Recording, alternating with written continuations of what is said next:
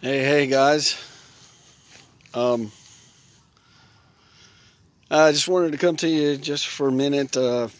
Chris Lett here for Let's Talk About It. And I want to apologize. For whatever reason, we had technical difficulty in that interview with Blake, which was really good. But we'll just take it as it wasn't supposed to be.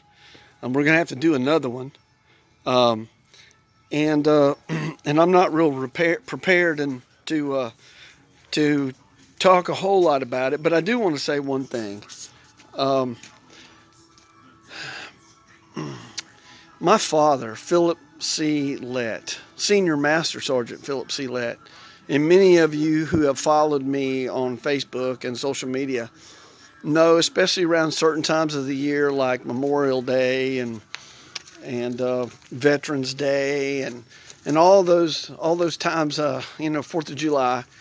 Is real nostalgic for me because my dad served this country 47 years. 27, almost 27 active military with the Air Force. And another 20, he went back and served as a civilian, a civil servant at Eglin Air Force Base till he was 70 years old. And then what was about, I think, if I remember correctly, my sister or anybody who has a better memory than me will correct me, but I think, within somewhere between 2.5 and maybe 3.5 years, my dad had his first stroke. And then it wasn't but just a couple years until he went to meet and be with Jesus and those who have gone before. But he was my hero. There was a lot. I remember the day that he came back from Vietnam back in 1969, I believe it was, 69 or 70. My mom's not here. She's dead now. She died 3 years ago. And I don't talk a lot about my mother because I can't. I was a mama's boy. And so I'd rather just keep those things about my mom to myself. But my dad was who he was because of my mom. She was the backbone of the family. She was the peacemaker. And this is not about her, but this is about my fatherhood. And my dad was he was of the old generation. He was the tail end, I guess, of that greatest generation, the ones who went through World War II. So he had a lot of those principles and those values and those virtues in him. And his dad died when he was young, and so he had to man up. And he was from a big family. His oldest brother, Billy, and then he had 3 sisters, and then my dad, and then 2 younger brothers. And Dad, because of circumstances that I'll share at some point later, my dad had to become a man real quick, and so he never finished. I don't believe he finished out of the 6th grade. So somewhere in the 6th, 7th grade, he dropped out and had to go work and provide for the family. And and I think I mentioned this the other night, but he got in trouble and ended up, choosing the military, and that's how my dad got in the military. But he was so smart. He was a country boy from Clay County, Alabama, born in the old Lett house, Happy Holler. And but he was an engineer. He was a test engineer, and he also was a speech writer and wrote speeches for a lot of people in Northwest Florida. I remember him. He went to the Pentagon and argued to keep the A-10, the Warthog, in service twice, and won. And full circle, my youngest nephew, Kyle Wisnan, for a while was when he went in the Air Force, he was a crew chief on the A-10, and just loved it, and it was just incredible. But my dad was my hero, but yet my dad, he was the best father that I could have.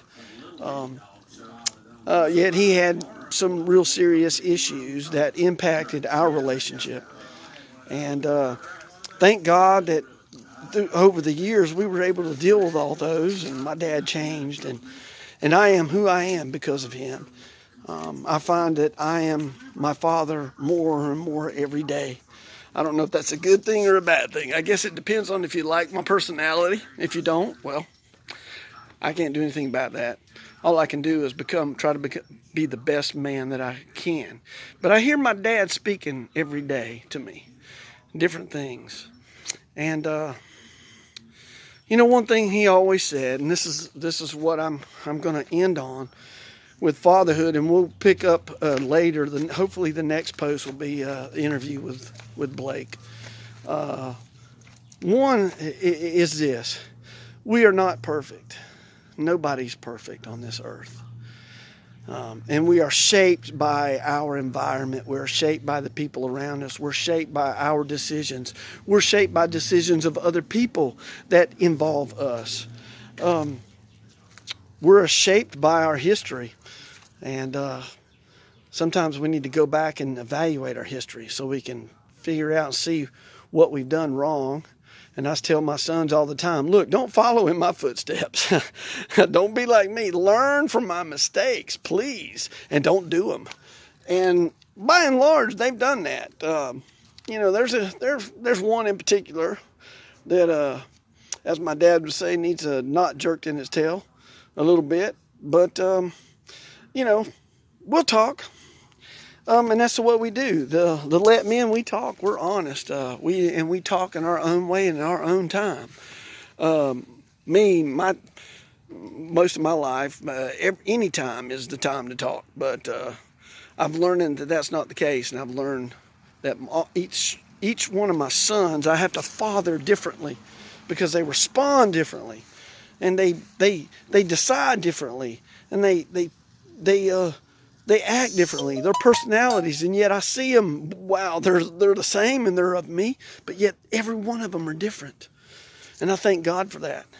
And that's what it's really all about. It's in this complex relationship that fatherhood is so important in our society, because when their father is missing, it impacts negatively, automatically, the family and society. When the father is present but missing, there but yet unengaged, it's the same thing but a little different.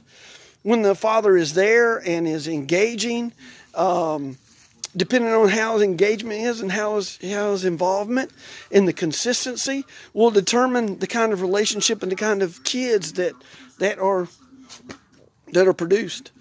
And healthy things grow naturally. Look at this healthy thing right here. See that? It just happens naturally. I put a little water, a little fertilizer. I actually fertilize them a little bit, and look, beautiful. Beautiful. What kind of father are you? Mothers, what kind of father are you encouraging your husbands to be? What are you doing to encourage them? How are you encouraging them? Are you, that's a whole other deal. So over the next few weeks, we want to try to, explore good principles of fatherhood, because it impacts every part of society, from business to social life. It makes no difference what we're talking about. The absence or the presence, and the quality, the degree of quality of your father in your life has made an inevitable, not irreversible, but an impact on your life. And you are who you are because the lack of, or the involvement of, etc., of your father. So that's all I got to say. Look forward to Blake's interview coming up. And we're just going to go with this. If you want to have any questions or anything, any comments, do that. I'm learning how to do this. So it said I'm not able to go live yet with this because of my equipment and stuff. But we'll get there. God bless. That's it for Let's Talk About It. So hit me up. Let's talk about it. All right. Bye.